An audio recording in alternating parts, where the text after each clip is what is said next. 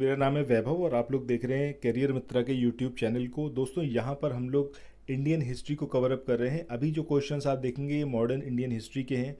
Total target है 5,000 से कहीं ज़्यादा क्वेश्चंस को कवर अप करने का। ये सेकंड वीडियो है। इस तरीके के आपको तकरीबन तकरीबन 300 वीडियोस देखने को मिलेंगे चैनल पर। डेली बेसिस पर वीडियोस आएंगे। टारगेट है आपका उत्तर प्रदेश पीसीएस 2024 का।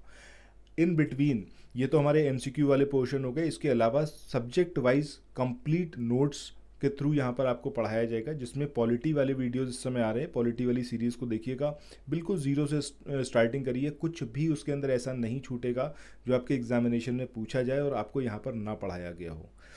कंप्लीट तैयारी के लिए इवन जो आपका मेंस का एग्ज़ाम होगा तो उसके लिए मॉडल आंसर अभी से प्रैक्टिस करना स्टार्ट करना है। तो वो भी वीडियोस आना शुरू हो गए हैं। चैनल पर आप बने रहिए। अगर नहीं सब्सक्राइब करा है तो सब्सक्राइब करिए। जो भी वीडियोस आ रहे हैं उनको ज़रूर देखिए। कोई भी फीडबैक हो, कुछ भी आप कहना चाहते हो तो प्लीज़ कमेंट सेक्शन में आकर ज़रूर बताएं। चलिए फिर शुरू करते हैं आज के अपने सेशन को। इस पूरे सेशन में ये क्वेश्चन आंसर सेशन है, रैपिड फायर राउंड टाइप रहेगा। आपको यहाँ पर खुद से क्वेश्चंस को ज़रूर ट्राई करना चाहिए। कितने क्वेश्चंस आपको आते हैं नहीं आते, कमेंट सेक्शन में ये बात ज़रूर बताइएगा। चलिए अब शुरू करते हैं आज के अपने सेशन को। दोस्तों आज का जो पहला क्वेश्चन है इसमें आपसे यहाँ पर पूछा गया है कि निम्न में से किस स्थान पर कुंभ मेले का आयोजन नहीं होता है। तो जहाँ पर कुंभ मेले का आयोजन नहीं होता है उसके बारे में आपको यहाँ पर बताना है। क्या वो हरिद्वार है, नासिक है, प्रयागराज है या फिर बनारस है। तो आई होप कि ये वाली चीज़ आपको बहुत अच्छे से क्लियर होगी, क्योंकि यहाँ पर हम किसके बारे में बात कर रहे हैं, हम बात कर रहे हैं बनारस के बारे में। बनारस में कुंभ मेले का आयोजन नहीं होता है। सो ऑप्शन डी यहाँ पर हमारा सही होगा। इसके बाद चलिए नेक्स्ट क्वेश्चन पे मूव ऑन करते हैं। इस क्वेश्चन में आपको एक तरफ त्यौहार दे रखे हैं और एक तरफ स्टेट दे रखा है जहां पर वो त्यौहार मनाए जाते हैं। बिहू की बात करें, असम का ये फेस्टिवल है, सही बात है। ओणम केरला का है। पोंगल की बात करें तमिलनाडु। बैसाखी की बात करें पंजाब। दैट मीन्स 1 2 3 4 ये हमारा कोड होगा। और लेट्स सी कि आंसर यहाँ पर कौन सा होगा। सो ऑप्शन ए जो आप देख रहे हो 1 2 3 4 ये यहाँ पर हमारा सही आंसर होगा। इसके बाद चलते हैं अगले क्वेश्चन पे। इंडिया विंस फ्रीडम ये जो बुक है ये किसकी आत्मकथा है।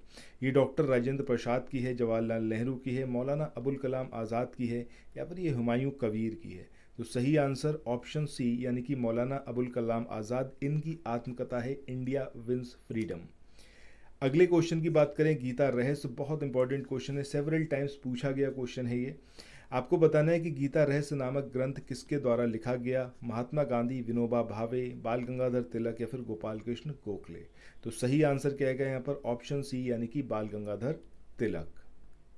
इसके बाद अगले क्वेश्चन की बात करें, यहाँ पर आपको दो सूचियां दे रखी हैं और एक तरफ आपको युद्ध दिया हुआ है, दूसरी तरफ आपको वर्ष दे रखे हैं और नीचे कोड दिया हुआ है। ठीक है, और आपको पूछा गया है कि भाई क्या इसका सही मिलान होगा। तो सबसे पहले यहाँ पर अगर हम बात करें सेंगलो, जो सेकंड एंग्लो मैसूर युद्ध है, तो ये कब हुआ। तो ये हुआ आपका 1780 से 84 के बीच में। सेकंड एंग्लो फ्रांसीसी वॉर की बात करें तो ये हुआ है आपका 1750 से 54 के बीच में। इसके बाद सेकेंड एंग्लो मराठा वॉर की बात करें तो ये हुआ है आपका 1803 से 05 के बीच में। और सेकेंड एंग्लो अफगान युद्ध की बात करें तो ये हुआ है आपका 1878 से 80 के बीच में। दैट मीन्स कि हमारा कोड क्या होगा 2413। ठीक है, 2413 will be the correct answer. तो लेट्स सी कि आंसर क्या है। ऑप्शन ए, ऑप्शन ए जो है वो यहाँ पर हमारा सही आंसर होगा। इसके बाद मूव ऑन करते हैं अगले क्वेश्चन पे। इस क्वेश्चन में भी नेक्स्ट क्वेश्चन की बात करें, यहाँ पर दो सूचियां दे रखी हैं और आपको नीचे एक कोड जो दिया हुआ है उसकी सहायता से इसको मिलान कराना है। तो सबसे पहले यहाँ पर हम देखते हैं सूची एक। अब सूची एक की बात करें तो यहाँ पर इलाहाबाद की संधि, तो इलाहाबाद की संधि कब हुई थी 1765 में। इसके बाद एक्स ला शापेल की जो ट्रीटी हुई ये कब हुई आपकी 1748 में। इसके बाद ला बुर्दनेस द्वारा मद्रास पर जो अधिकार किया गया ये किया गया 1746 में। और ड्यूप्ले को अपनी पोस्ट से हटाया गया, वो था आपका 1754 का इवेंट। सो हमारा आंसर क्या होगा 4321। ठीक है, 4321 that will be the answer. So option B जो है वो यहाँ पर हमारा सही आंसर होगा। इसके बाद चलते हैं नेक्स्ट क्वेश्चन पे। अगला क्वेश्चन यहाँ पर है कि निम्नलिखित अधिनियमों में से प्रथम बार किसमें गवर्नर जनरल ऑफ बंगाल के पद हेतु प्रावधान किया गया था। तो आई होप कि रेगुलेटिंग एक्ट बहुत अच्छे से आपको क्लियर होगा 1773 का। और इफ़ इन केस कोई भी समस्या, कोई भी परेशानी है इन एक्ट्स को समझने में, या उनकी जो बात उसके अंदर कही गई है कौन कौन सी इंपॉर्टेंट है, क्या कुछ एग्जामिनेशन में पूछा गया, तो पॉलिटी वाला आप सेशन ज़रूर देखिएगा। जो पॉलिटी का पूरा प्लेलिस्ट बना हुआ है उसमें जाइए, स्टार्टिंग का जो पहला चैप्टर है उसमें सारी चीज़ें यहाँ पर कवर कर रखी हैं। दो में डिवाइड करा हुआ है, कंपनी, जब तक कंपनी ने रूल करा तब तक के टाइम पीरियड के लिए, और उसके बाद जब ब्रिटिश गवर्नमेंट ने अपने हाथ में पूरी सत्ता ले ली थी, तो ये कंप्लीट आपको वहाँ पर देखने को मिलेगा। तो वहाँ पर देख के आप समझ सकते हैं इसको। बहरहाल यहाँ पर 1773 का regulating act will be the answer. इसके बाद अगले क्वेश्चन की बात करें, पूछा गया है कि ईस्ट इंडिया कंपनी द्वारा स्थापित उच्चतम न्यायालय के प्रथम न्यायाधीश कौन से थे, तो ये थे भाई एलिजा इम्पे। इनके अलावा कितने और इनके सहायक न्यायाधीश थे, तो वो थे आपके तीन इनके सहायक न्यायाधीश थे, ये भी आपको याद रखना है। इसके बाद नेक्स्ट क्वेश्चन की बात करें, इस क्वेश्चन में पूछा गया है कि ब्रिटिश सरकार ने जून 1948 तक भारत छोड़ने की जो घोषणा की थी, ये कब करी थी? 1946 में, फरवरी 1947, अप्रैल 1947 या फिर जून 1947? तो सही आंसर ऑप्शन बी आएगा, यानी कि फरवरी 1947 में ब्रिटिश सरकार ने घोषणा की थी कि जून 1948 तक वो भारत छोड़ देंगे। इसके बाद नेक्स्ट क्वेश्चन की बात करें, लॉर्ड माउंटबेटन ये वायसराय के रूप में भारत आए थे भारतीय उपमहाद्वीप को विभाजित करने की विशेष हिदायत के साथ में, या फिर यथासंभव भारत को संयुक्त रखने की विशेष हिदायत के साथ में, या फिर जिन्ना की पाकिस्तान की मांग को स्वीकार करने की विशेष हिदायत के साथ में, या फिर कांग्रेस का विभाजन स्वीकार करने हेतु राजी की जो विशेष हिदायत थी उसके साथ में। तो देखिए यहाँ पर सही आंसर क्या आएगा हमारा, ऑप्शन बी, क्योंकि इनको ये इंस्ट्रक्ट करा गया था कि जहाँ तक कोशिश हो आप हिंदुस्तान को जो है टूटने ना दें, उसको संयुक्त रखने का प्रयास करें। इसके बाद अगले क्वेश्चन की बात करते हैं। इस क्वेश्चन में पूछा गया है 1946 में बनी अंतरिम सरकार में डॉक्टर राजेंद्र प्रसाद के पास कौन सा विभाग था? रक्षा, विदेश मामले तथा राष्ट्रमंडल संबंध, खाद्य और कृषि, या फिर कोई भी नहीं? अच्छा, ये आप कमेंट सेक्शन में बताइएगा कि रक्षा मामला किसके हाथ में था और विदेश मामले और राष्ट्रमंडल संबंध ये किसके हाथ में थे जब हम अंतरिम सरकार की बात कर रहे हैं। ठीक है, बहरहाल यहाँ पर आंसर हमारा क्या होगा, ऑप्शन सी। नेक्स्ट क्वेश्चन की बात करते हैं। इसमें पूछा गया है कि अंतरिम सरकार 1946 में रेलवे मिनिस्ट्री ये कौन देखता था? ये बलदेव सिंह देखते थे, टी चुंदीगढ़ देखते थे, आसफ अली देखते थे, या फिर अब्दुल रब निस्तार? तो सही आंसर ऑप्शन सी आएगा, यानी कि आसफ अली। बाकी इन तीनों का ज़रा कमेंट सेक्शन में बताइएगा कौन कौन सा डिपार्टमेंट ये देखते थे। अच्छा, एक चीज़ यहाँ पर आपको बताएं कि जो हमारा इन शॉर्ट वीडियो अभी तो खैर नहीं आए, इसकी जो पीडीएफ है, इन पीडीएफ के अंदर ये कंप्लीट दिया हुआ है, एकदम क्रिस्प मटेरियल है।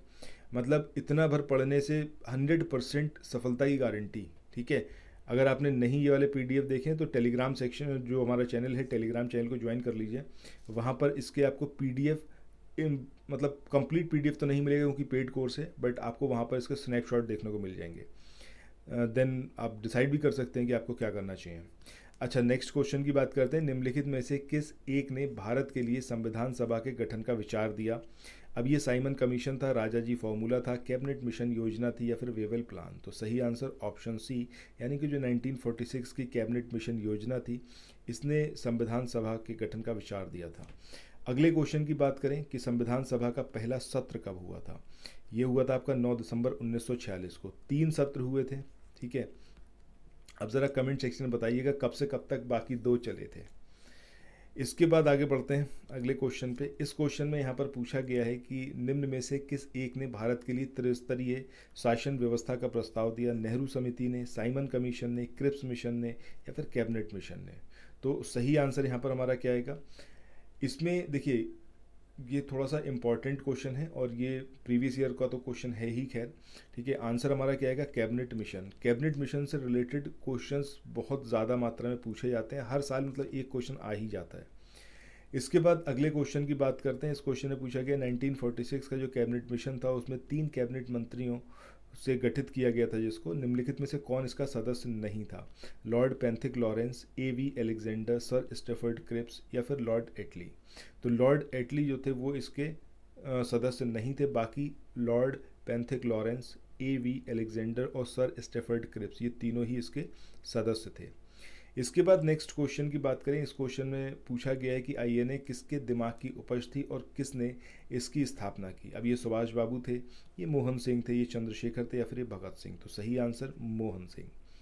अगले क्वेश्चन की बात करते हैं कि आज़ाद हिंद फौज का विचार जो था वो किसने सुझाया था। मोहन सिंह ने, निरंजन सिंह गिल ने, शहनवाज ने या फिर सुभाष चंद्र बोस। तो सही आंसर ऑप्शन ए आएगा, यानी कि मोहन सिंह। भारत छोड़ो आंदोलन कब स्टार्ट हुआ? ठीक है, तो ये हुआ था आपका 9 अगस्त 1942 को। कहाँ से हुआ था वो प्लेस क्या आप बता सकते हो? कमेंट सेक्शन में ज़रूर बताना अगर पता हो तो। इसके बाद आज के इस वाले सेशन के आखिरी क्वेश्चन पर आ चुके हैं कि भारतीय इतिहास में 8 अगस्त 1942 के संदर्भ में निम्नलिखित कथनों में से कौन सा सही है?